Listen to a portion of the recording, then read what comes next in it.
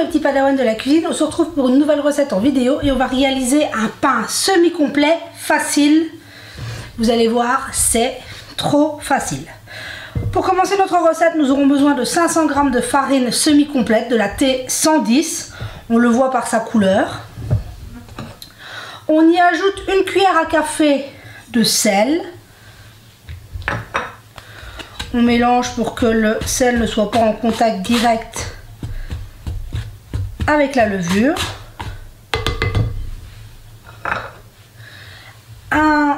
7 g de levure boulangère sèche, l'équivalent d'un petit sachet.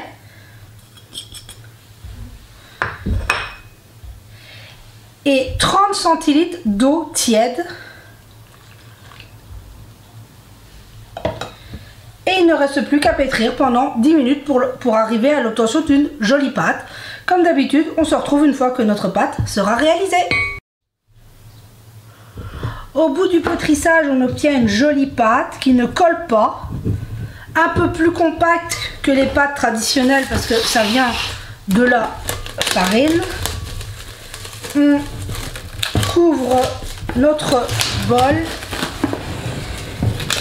Et il ne reste plus qu'à laisser pousser notre pâte. Ici pour 1h, 1h30. On veut que notre pâte double de volume, comme d'habitude. Et on se retrouve une fois que notre pâte aura bien monté. On se retrouve 1 heure,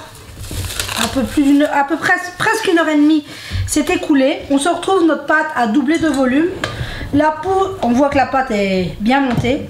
La pousse est moins imposante vu que c'est une totale farine semi-complète. Si vous voulez un pain plus alvéolé, plus gonflé, il faut pour 500 g de farine, il faut mettre 300 d'eau complète et 200 de farine traditionnelle. Mais moi ici, je voulais vraiment un pain semi-complet. J'ai préparé mon moule à cake tout simplement. Et on va venir le façonner à la forme. Moi ici, il va être carré. Si vous voulez le faire rond, faites-le rond. Hein. Après, c'est pas... Je viens juste le mettre dans mon moule. Pour qu'il prenne bien la forme. Et on va laisser pousser pour 1 heure. Donc là, la forme, moi, j'ai choisi de le faire carré. Si vous voulez le mettre en cocotte, en moule rond, faites la forme que vous voulez. Moi, je veux en faire des tartines carrées, donc ce sera un pain carré. C'est parti pour une seconde pousse d'1 heure. Et dans une demi-heure environ, on préchauffera notre four à 210 degrés. Mais on n'oubliera pas de mettre un plat avec de l'eau pour créer de la vapeur pour quand on enfournera notre pain.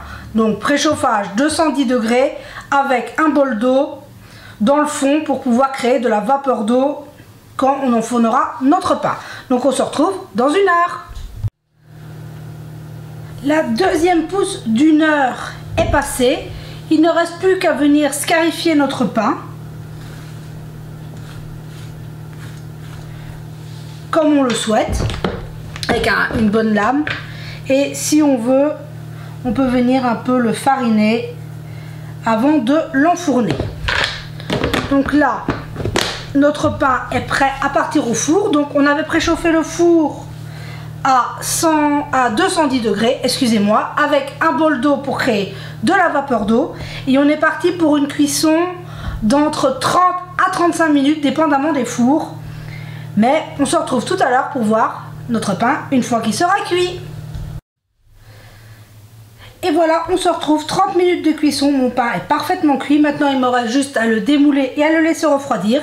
Et puis, on pourra s'en couper une tranche pour voir le résultat. Et voilà, on se retrouve. Mon pain a refroidi. Regardez-moi cette cuisson parfaite. Il est magnifique. Là, je vais le mettre sur ma planche et le couper pour pouvoir vous montrer l'intérieur.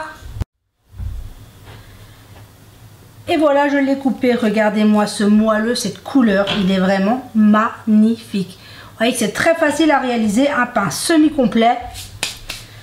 Très facilement. Et comme je vous ai dit, si vous voulez une mie un peu plus aérée, vous ne mettez que 300 g de farine semi-complète et 200 g de farine T55 ou T65. Donc j'espère que cette recette vous aura plu. Prenez soin de vous et de ce que vous aimez et on se dit à très vite pour la prochaine vidéo.